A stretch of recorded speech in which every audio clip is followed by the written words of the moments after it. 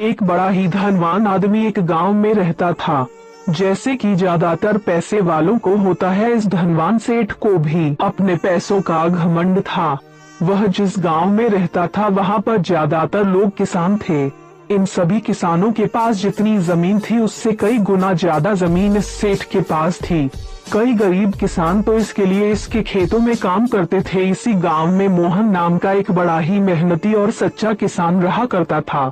मोहन का परिवार थोड़ा बड़ा था। उसके परिवार में उसके बूढ़े माँ बाप, पत्नी और 3 बच्चे थे जो अभी काफी छोटे थे। मोहन के पास ज्यादा जमीन नहीं थी, लेकिन जितनी भी थी उसमें वह बड़ी मेहनत करता और अपने परिवार का पेट पालने लायक अनाज उगा लेता था।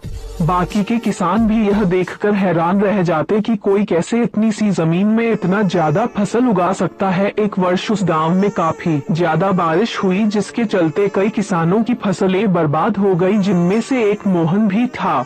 अब मोहन धर्म संकट में पड़ गया, क्योंकि उसके परिवार में उसके अलावा कोई और कमाने वाला था नहीं और अपने परिवार को भूखा मरते हुए वो देख नहीं सकता था।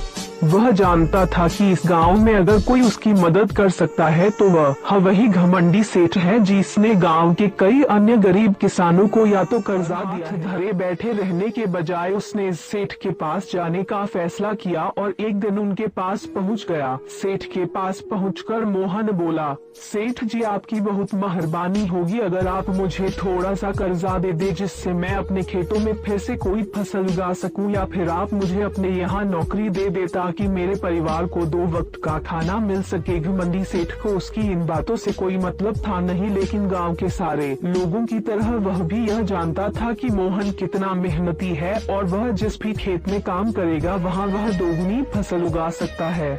सेठ ने सोचा, अगर मैं इसे पैसे उधार देता हूँ तो शायद यह स्थिति में नहीं है कि मुझे वापस लौटा सके, लेकिन अगर मैं इसे अपने खेतों में काम करवाता हूँ तो मुझे जरूर दुगना फायदा होगा। सेठ मोहन से बोला, देख भाई, पैसा तो मैं तुझे दूंगा नहीं और मेरे पास अभी खेतों में काम करने के लिए कई किसान पहले से मौजूद है, लेकिन तुझ पर तरस खाकर मैं तुझे अपने खेतों में नौकरी देता हूँ, पर मैं तुझे इसके लिए ज्यादा पैसे नहीं दूंगा।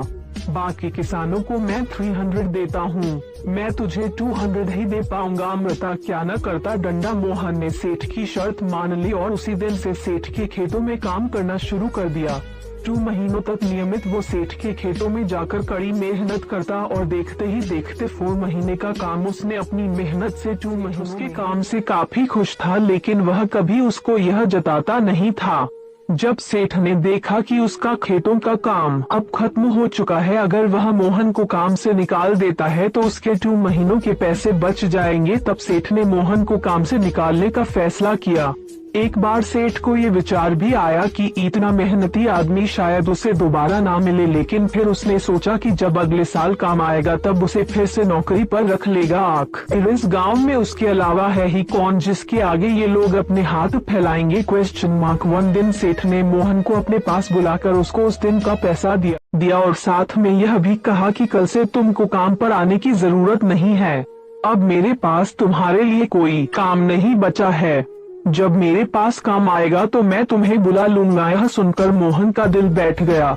पिछले 2 महीनों से कम ही सही उसके बच्चों और परिवार के पेट में अन्न का दाना जा तो रहा था, अब वह क्या करेगा? यही सोचकर उसकी आंखों से आंसू निकल आए।